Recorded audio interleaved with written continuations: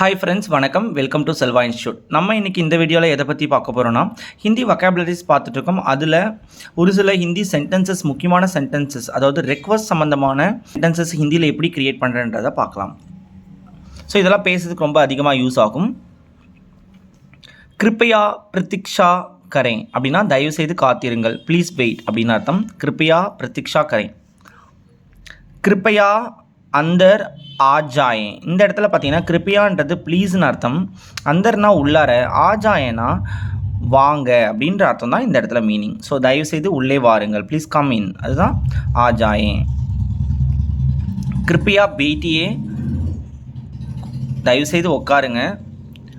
கிருப்பியா ஷாந்த் ரஹே அப்படின்னா please be silent, தயவுசெய்து அமைதியாக இருங்கள் அப்படின்னு அர்த்தம்.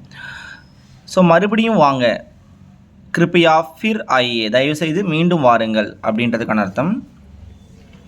கிருப்பையா ஃபிர்சே கஹியே, மீண்டும் மறுபடியும் சொல்லுங்கள், தயவுசெய்து மீண்டும் கூறுங்கள் அப்படின்றது கிருப்பையா ஃபிர்சே கஹியே. கிருப்பையா க்ஷமா கரேன், க்ஷமா அப்படின்னா மன்னியுங்கள் அப்படின்னு அர்த்தம், தயவுசெய்து மன்னியுங்கள். கிருப்பையா தியான் தே, தயவுசெய்து கவனியுங்கள். தோடா ஆவுர், இன்னும் கொஞ்சம் அப்படின்றதுக்கு தோடா ஆவுர். யாத்ரி தியான் தே அப்படின்னா பயணிகள் கவனிக்கவும். ஜரா சுனியே, இதை கொஞ்சம் கேளுங்க அப்படின்னா ஜரா சுனியே.